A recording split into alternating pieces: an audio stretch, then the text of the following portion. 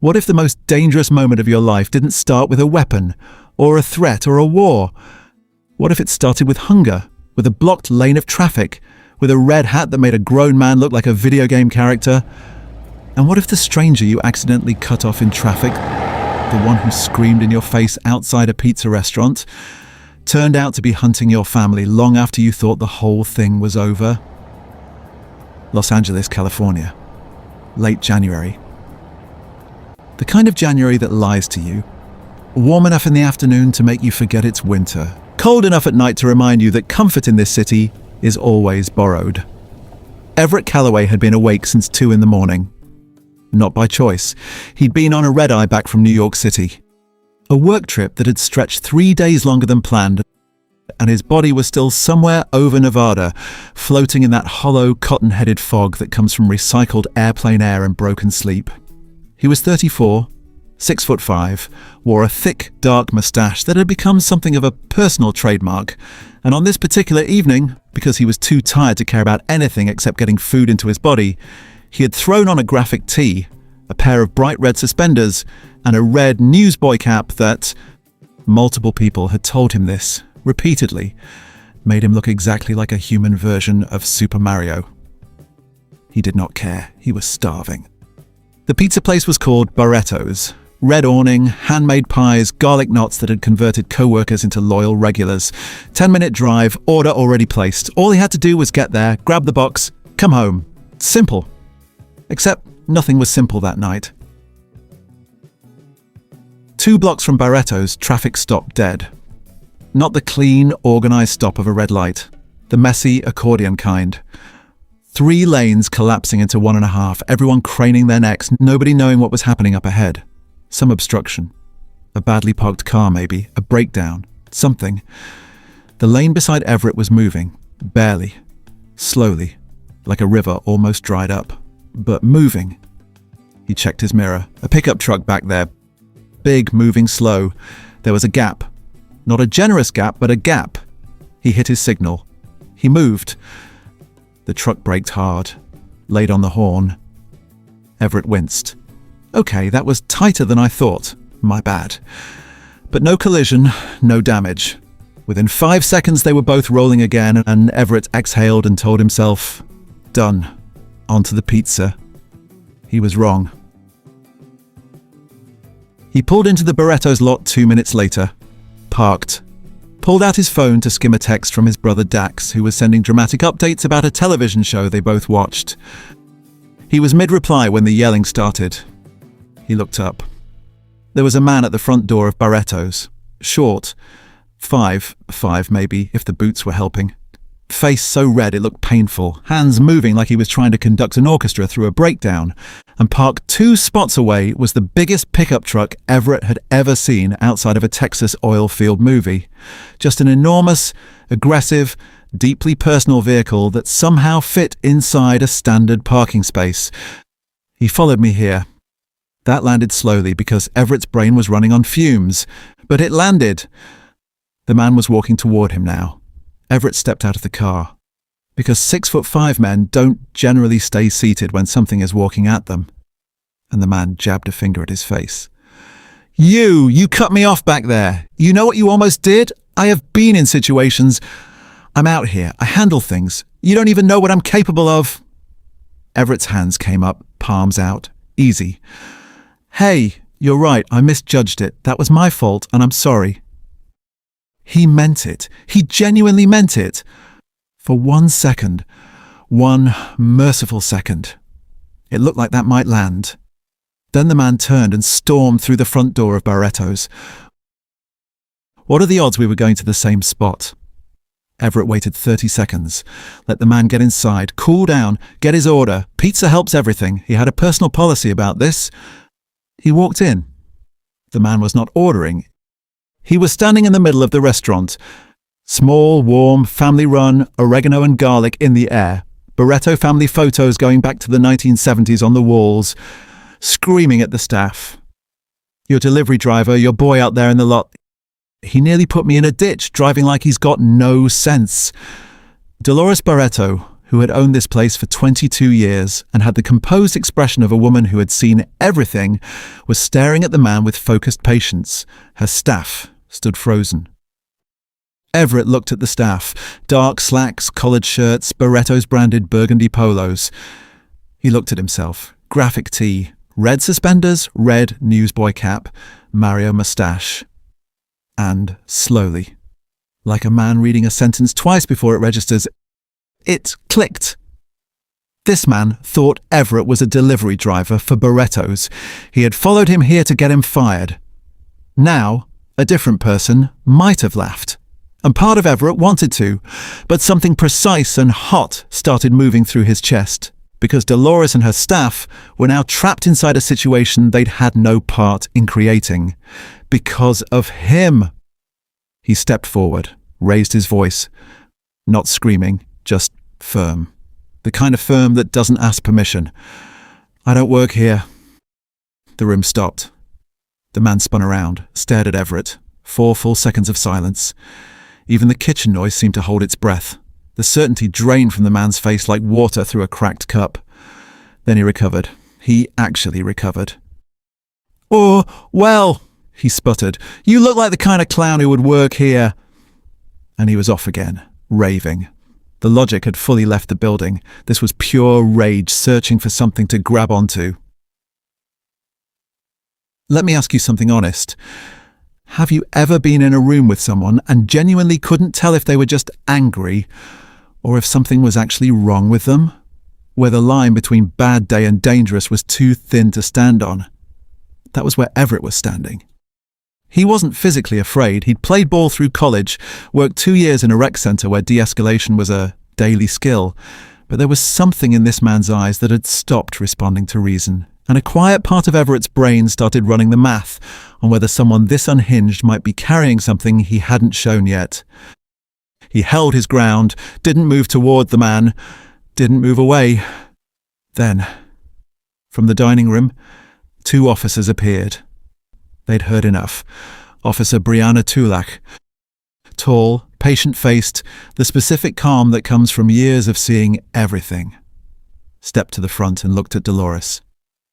"Ma'am, you want this individual on your premises." Dolores didn't pause. "No." "Sir, you need to leave."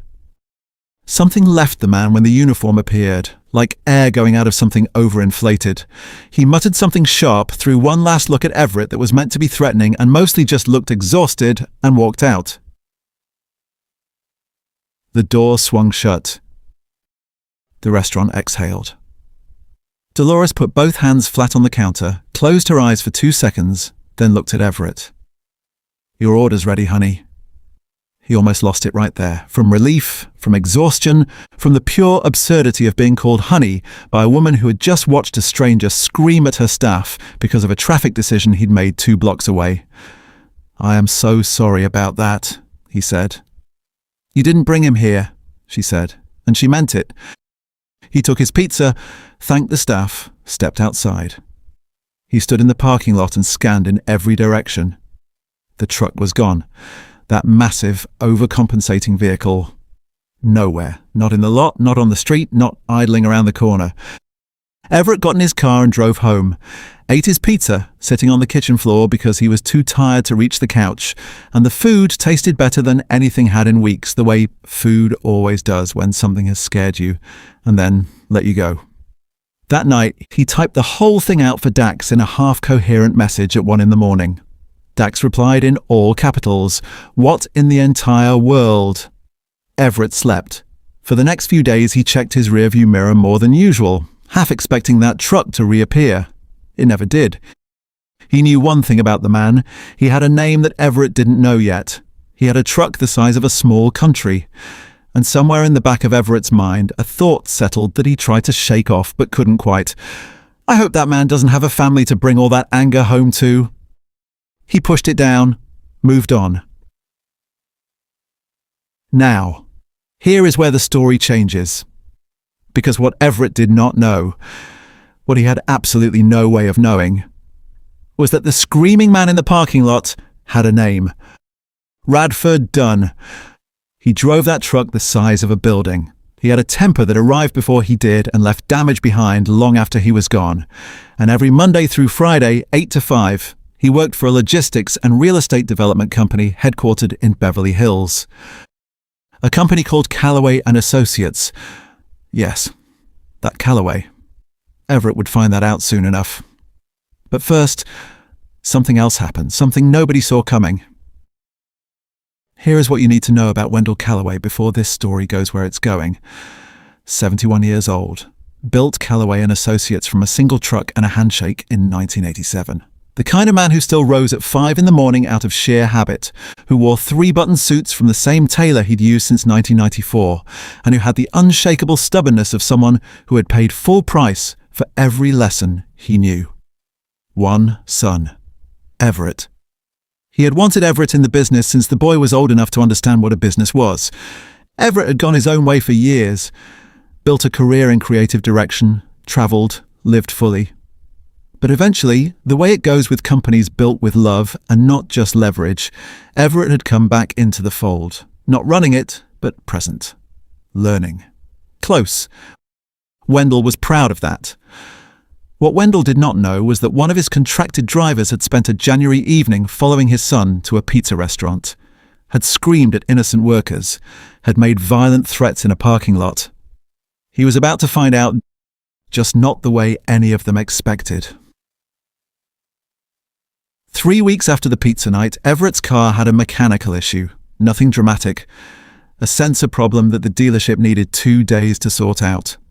Wendell, who happened to have a meeting across town and whose own car was already booked for a separate errand, offered to use Everett's car while his was in the shop.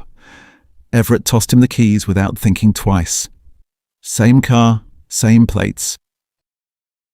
Wendell was driving back from a property meeting in Century City at 6:15 that evening. Traffic on the bridge overpass heading toward Beverly Hills was moving in that familiar, sluggish LA accordion. Slow, tight, everyone trying to be somewhere else. He never saw the truck until it was already on him. It came from the left lane, fast. Too fast for the merge. No signal, no hesitation. The kind of move that says plainly, "I don't believe you exist." It wasn't an accident. Radford Dunn had been behind that car for 4 blocks. He had seen the plates, the same plates he'd memorized outside Barretto's 3 weeks ago. And something had ignited in him. That slow, patient anger that had been sitting in his chest since a January night when a man in a red hat had embarrassed him in front of restaurant workers and walked away with his pizza like nothing happened. He had spotted the car at a stoplight 2 blocks back, followed it, and when the bridge narrowed and the moment opened up, he made his move. A hard merge, a deliberate clip, enough to punish, enough to send a message. He did not know that Everett wasn't driving. He did not know that the man gripping the wheel of that car, fighting to keep it from sliding into the guardrail at 60 years old on a raised bridge, was a 71-year-old man with a managed heart condition who had done absolutely nothing wrong. Radford's truck made contact. Wendell's car lurched violently right. He yanked the wheel, overcorrected. The car fishtailed, tires screaming, and for 2 full seconds that compressed into something that felt like an entire lifetime. The guardrail was rushing up, and the drop on the other side was real, and the phone on the dash was ringing, because Constance Ferrell, his property manager, had been mid-call and had heard everything. The car stopped 18 inches from the rail. Radford didn't stop. He slowed for a beat. That horrible, cowardly half-second where a person registers what they've done and chooses to keep moving anyway. Then he accelerated, disappeared into traffic. Wendell sat there on that bridge, both hands locked on the wheel, the phone ringing, his breath coming in shallow and ragged. He was not a man who scared easily. He had survived a recession that took out half his competitors, buried his wife, rebuilt his company twice, but his hands were shaking like he was 19 and terrified, and they did not stop for a long time. Constance was screaming his name through the phone. "I'm here," he managed. "Call an ambulance." Cedars-Sinai admitted him that night. The collision itself hadn't broken bones or torn anything open, but Wendell Callaway was 71 with a heart that 4 doctors had been carefully managing, and the adrenaline and the terror of that bridge did what the guardrail almost did. His heart stumbled. 3 weeks of observation, adjusted medications, strict orders to reduce stress. Everett got the call from Constance before the ambulance had even reached the hospital. He was on a flight within the hour. He sat in that hospital room for 6 days, brought his father terrible vending machine coffee because the good stuff was too far and he couldn't stand to be away from the room for more than 8 minutes. Watched his father, the man who had built everything, who had never looked small a day in his life, lying there with monitors beeping and tubes running, and that new, watchful look in his eyes that hadn't been there before. The hit and run was reported, investigated. The overpass camera had a bad angle, plate partially obscured. The police filed it, worked it, found nothing conclusive yet. Nobody connected it to a pizza parking lot in January. Nobody connected it to a man in a red hat. Not yet. Wendell came home after 3 weeks, slower, thinner. He returned to work the following Monday because sitting still was not in his biology. And that Monday morning, he walked into his son's office at Callaway & Associates, and Everett stood up from his desk and hugged him. The long, quiet kind of hug that happens between people who don't usually say out loud what they almost lost. "I'm fine," Wendell said. "I know," said Everett. Neither of them believed it, but they both needed to say it. It was Everett's 3rd week back in the Beverly Hills office when everything converged. He was cutting through the freight coordination wing, a section he didn't normally pass through, heading to meet a contractor in the back lot, and he heard a voice coming from behind the half-open door. Loud, unprofessional, the kind of voice that fills a corridor and tells you immediately that the person using it has decided everyone around them is beneath them. Everett stopped walking. He knew that voice, not from a meeting, not from a company call, from a pizza parking lot, from a January night when he'd been in red suspenders and hadn't slept in 16 hours. He stepped into the doorway of the coordination room. There was Radford Dunn, shorter indoors than he'd seemed in the parking lot, still short, still red-faced, standing over a young logistics coordinator named Pemberton Walsh, 23 years old, first real job, holding a clipboard to his chest like a small shield, and working very hard not to show that he was shaking. "I don't know who taught you how to read a route map, but it obviously wasn't anyone competent." Everett stood in the doorway. His chest was doing something that wasn't quite anger and wasn't quite satisfaction. It was more like the feeling when a puzzle piece you'd forgotten about snaps into place, and the picture that forms is far worse than you expected. He looked at Radford Dunn's lanyard, Callaway & Associates badge. He looked at Pemberton Walsh, who had just noticed Everett in the doorway and whose face had run through 6 expressions in 2 seconds. Everett held up one hand. "Easy. Give me a moment." Pemberton went still. Then Everett walked in. Everett stepped inside and let the door close behind him. The room was small, metal shelving along the far wall, a long center table buried under route maps and delivery manifests, fluorescent lighting that buzzed faintly when the building got quiet. A working room, functional, unglamorous, the kind of space that keeps a company alive even though nobody puts it in a brochure. Right now it held 3 people. Pemberton Walsh near the table, clipboard pressed to his chest. Radford Dunn mid-sentence, finger pointed at a manifest. And Everett, standing very still near the door, watching. "Radford." One word, flat. No aggression, no warmth. Just his name. Said the way you say something you've already decided about. Radford turned. And Everett watched it happen in real time, the recognition starting slow. The uncertain squint of a man seeing a face somewhere it doesn't belong. Then picking up speed. Then hitting full. The red cap was gone. The suspenders were gone. Everett was in a dress shirt and slacks, standing inside a building with Callaway pressed in raised letters on the lobby wall downstairs. But the mustache was still there. The height was still there. And those eyes.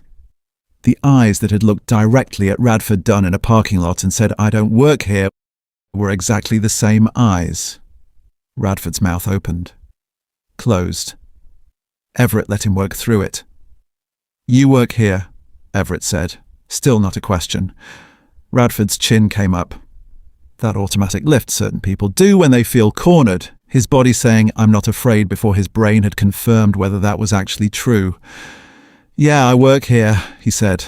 "Something wrong with that?" Everett looked at Pemberton. "Take a break. Get some water." Pemberton did not need to hear it twice. He was out of the room in 4 steps, and the door clicked shut behind him with a softness that felt, in the silence that followed, much louder than it should have. Now it was just the two of them.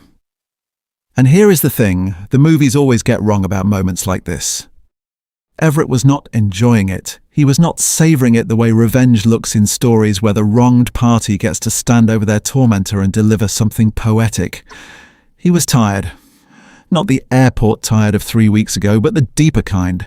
The tired that settles into your bones after 6 days in a hospital, watching your father breathe through monitors and wondering every morning whether those monitors were going to keep beeping. He was tired, and he was looking at the man he was almost certain had put his father there. Almost certain. Because he was Wendell Calloway's son, and Wendell had not built a 40-year company by acting on almost. "Do you know who I am?" Everett asked. Radford's jaw tightened. He recognized Everett. The parking lot was written all over his face, even as he tried to bury it under composure, but he also knew where he was standing, inside a building with that man's last name on the wall, and that knowledge was doing something uncomfortable to his posture. "You're a Calloway," he said, like the admission cost him something. "Everett Calloway." He let the name sit. "Wendell Calloway's son." Something moved fast behind Radford's eyes, small and quick. He shut it down immediately, the way a person slams a door they didn't mean to open. But Everett saw it. He had spent enough years watching people to know what guilty recognition looked like when it was wearing a mask. "Wendell Calloway," Everett said, slower now, "was admitted to Cedars-Sinai 3 weeks ago after a hit and run on the overpass bridge near Century City." Radford said nothing. 71 years old, cardiac event from the shock of almost going through a guardrail. Everett paused. Let that land. The vehicle that hit him was a pickup truck. The fluorescent light buzzed. "Big one," Everett said. The room was so quiet that the hum overhead felt like a living thing. Radford's jaw was working, chewing on something he wasn't ready to release. His eyes drifted left. Not at anything specific, just the involuntary movement of a mind running hard through exits that weren't there. "A lot of big trucks in this city," he said finally. His voice had lost its edge. What was left sounded thinner, constructed. "Yes," Everett said. "There are." He let that breathe.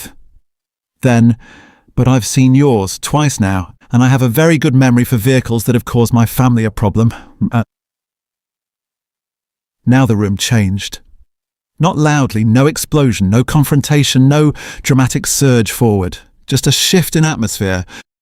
The way a room feels different when the last pretense in it quietly dies. Radford looked at the second door, the one leading to the freight bay and the parking lot beyond it. He wasn't subtle about it. He looked at it the way people look at exits when they are genuinely calculating whether to use one. Everett saw it, didn't move, didn't need to. "You thought you were hitting my car," Everett said. "You saw the plates from that night in the parking lot. You followed it onto the bridge and you ran it off the road." Still nothing from Radford, but his breathing had changed. "What you didn't know," Everett said, "was that I had a mechanical issue that week. My father borrowed my car." He paused. "Same plates, different driver." The colour left Radford's face. Not gradually, all at once, like a light switching off. His shoulders dropped, and beneath all the aggression and posturing and years of being the loudest person in every room he'd ever stood in, what remained looked smaller, older, and genuinely afraid. Because this was different from the pizza restaurant. Different from screaming at Pemberton Walsh over a route map.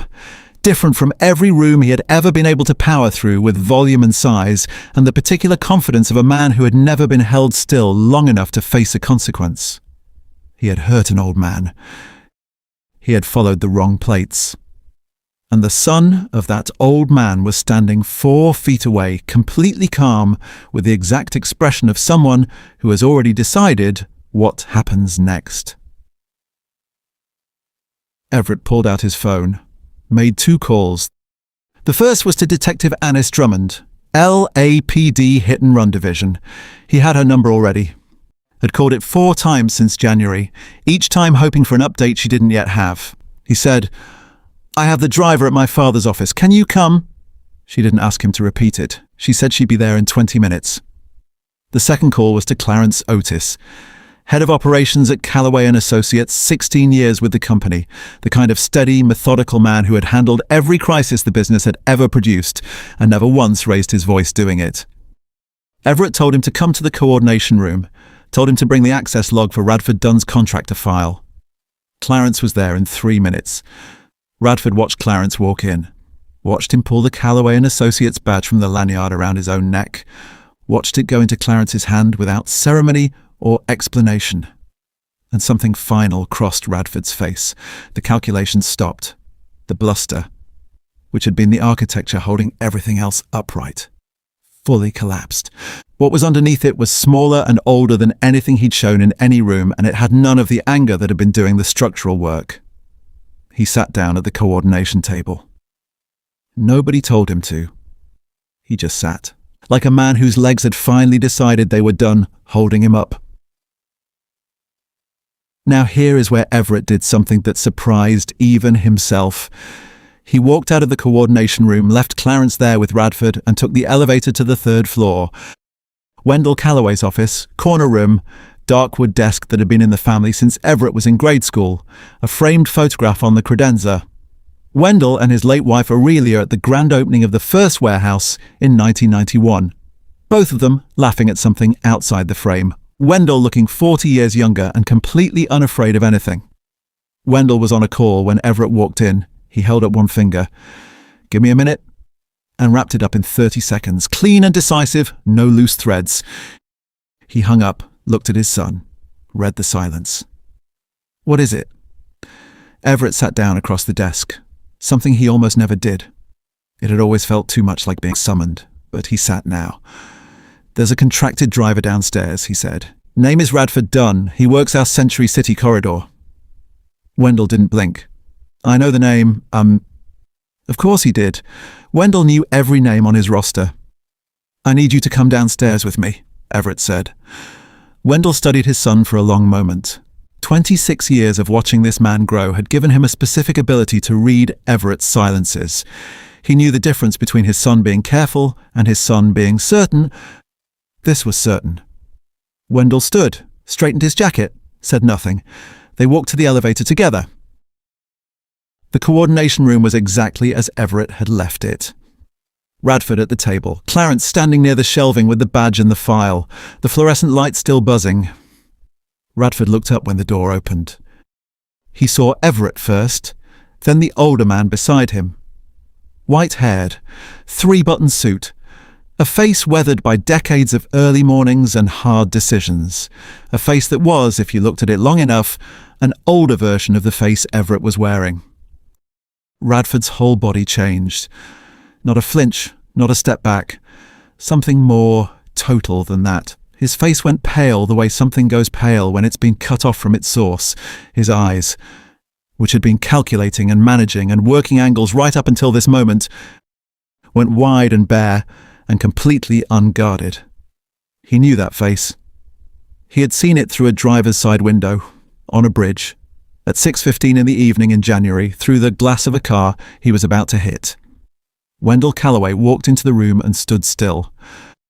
He looked at Radford Dunn the way a man looks at something he is trying to locate in his memory, studied the posture, the height, the particular stillness of a person who has been cornered.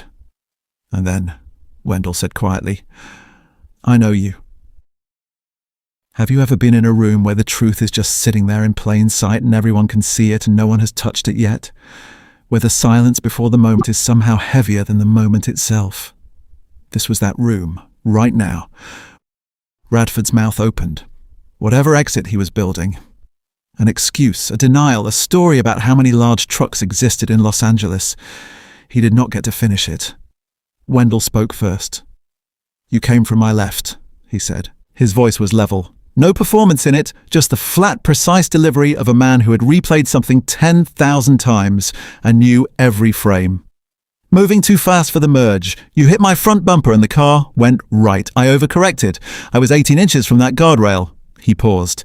"My property manager was on the phone with me. She heard everything. She heard the impact. She stayed on the line the whole time I was sitting there trying to decide if my heart was going to cooperate. Radford's face had gone completely still. I was in the hospital for 3 weeks, Wendell said.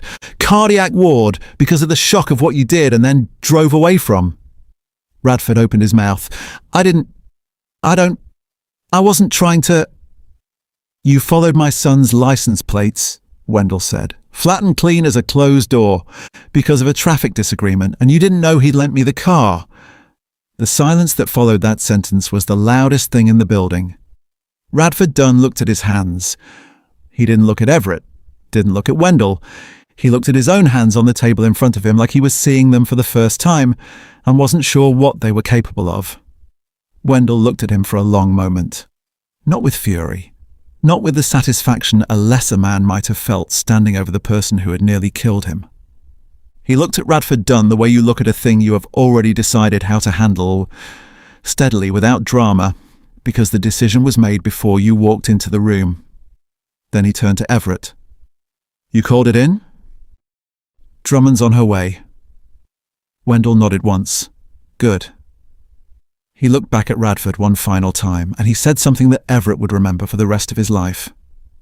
You followed my son to a restaurant because you were angry. You followed his car onto a bridge because you were angry. You've been angry your whole career. I can hear it in how my staff moves around you. He paused. All that anger, and look what it got you. Look at this room. He turned and walked out. Detective Annis Drummond arrived in 18 minutes. Compact, close-cropped hair, the particular manner of a person who lets silence do the heavy lifting. She shook Wendell's hand in the hallway, then Everett's. Then she walked into the coordination room and looked at Radford sitting at the table and said almost conversationally, "We have you on camera." Radford's head came up. "Not the overpass camera," she said. "That angle was bad, which you probably counted on, but a traffic camera 1 block east picked up your plate leaving the area. We've been running matches for 3 weeks. We would have gotten there." She set her folder on the table. "This just saved us the time." She looked at him calmly. "Sir, I'm going to need you to come with me." Radford Dunn was arrested in the coordination room at 4:47 that afternoon. Felony hit and run involving injury. In California, that carries up to 4 years in state prison, mandatory license revocation, and restitution obligations that follow a person long after the cell door opens again. Detective Drummond had been building the case since January, the traffic camera footage, Constance Farrell's testimony from the phone call, a transfer of paint on Radford's truck, visible on the front left panel, never cleaned off, the specific shade matching Wendell's vehicle, that the lab confirmed within 48 hours. He had driven around for 3 weeks with the evidence sitting right there on his bumper. His contract with Callaway and Associates was terminated before Detective Drummond's car left the parking lot. Clarence Otis processed the paperwork with the quiet efficiency of a man who had been ready to do it the moment Everett made the first call. The case went to trial 4 months later. Not dramatic. It rarely is when the evidence is clean and the defendant's history of aggressive behavior has been documented by enough people to fill a conference room. Radford Dunn served 16 months. The restitution order covered a portion of Wendell's medical costs. Wendell donated every dollar of it to the cardiac care unit at Cedars-Sinai because he decided that money needed to do something useful in the world instead of sitting in an account proving a point. Pemberton Walsh, who had stood in that coordination room holding a clipboard to his chest while a man twice his age talked down to him, was promoted to full coordinator 8 months later. He told the story at his going-away party 2 years after that, the night he left for a senior role at a larger firm, and he always described the moment Everett appeared in that doorway as the first time in his working life he understood what it felt like to have someone simply show up. Not to escalate, not to perform, just to walk into a room and make it clear that what was happening inside it was not going to continue. That detail landed harder in Everett's chest than anything else when he eventually heard it. Dolores Barreto and her staff at Barreto's received a standing Friday order from the Callaway family for the next 2 years. Everett always picked it up personally. Dolores never brought up the January incident again. She didn't need to. Some things between decent people don't require a second conversation. 6 months after the arrest, Everett was at his desk one evening when he found the old text thread with Dax from the night of the pizza. He scrolled back to the one in the morning messages he'd sent barely coherent from exhaustion. Dax responding in all capitals, the whole absurd, frightening, inexplicable chain of it. He read it through twice. The traffic cut, the parking lot, the screaming, the cops, the garlic knots. He thought about how it had all seemed like a standalone thing, a bizarre footnote, something that happened and then was finished. He thought about his father on that bridge, 18 inches from a guardrail, hands shaking on a wheel. He thought about Radford Dunn sitting at that coordination table, staring at his own hands like he'd never seen them before. He typed a message to Dax. "Hey, remember the pizza story?" 3 seconds. The Mario hat guy? Obviously. Why? That guy worked for Dad. The dots appeared, disappeared, appeared again, disappeared. Then, "Call me right now." Everett smiled. First real smile in a long time. He put the phone face down and looked at the red newsboy cap sitting on the corner of his desk. He'd brought it in one day as a private joke and never taken it back home. He turned it over once in his hands. A red hat, red suspenders, a moustache, a 10-minute drive for pizza. Radford Dunn had looked at all of that and seen a delivery driver he could humiliate without consequence. He had been wrong about the consequence.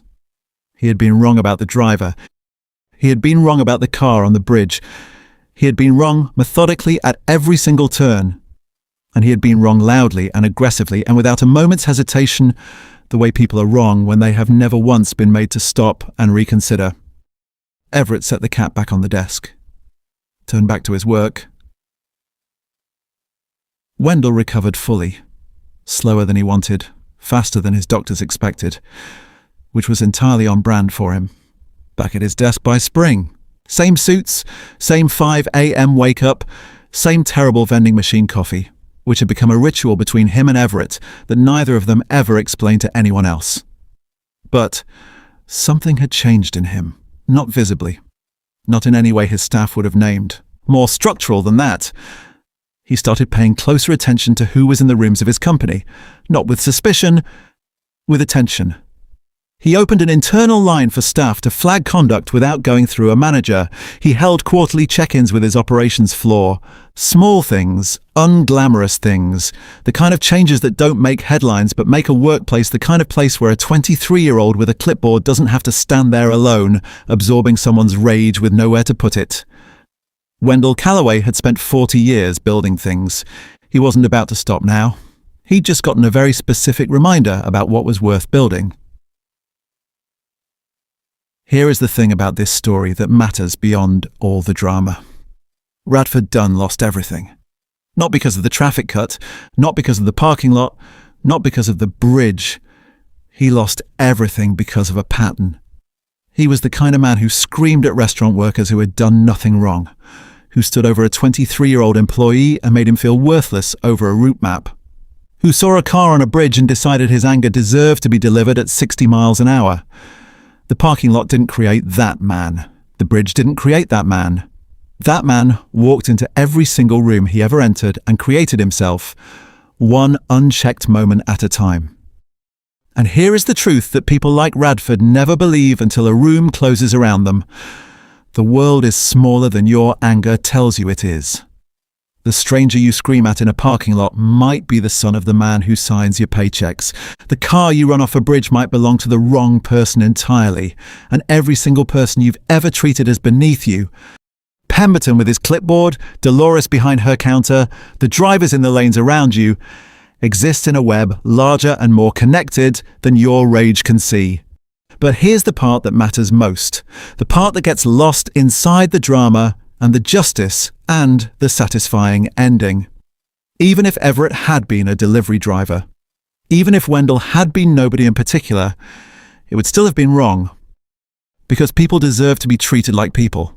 Not because of their last name, not because of who their father is or how big their office is or what car they drive. Because they are people. Period. Pemberton Walsh was just doing his job. Dolores Barreto was just running her restaurant. Wendell Calloway was just trying to get home. And Everett Calloway was just tired and hungry and wanted his pizza. The red hat was just a hat. If this story hit you, if any part of it felt real or made you think of someone, or reminded you of a moment where something small turned into something enormous, hit that like button right now. Share this with somebody who needs to hear it. Subscribe if you haven't already. We tell stories that matter, and there are more coming. And drop in the comments, what is the smallest decision you have ever made that changed everything that came after it? Because Everett changing lanes for 30 seconds started a chain reaction that ended with handcuffs, a hospital bill, and a father and son standing in a hallway laughing at a red hat. Think about that.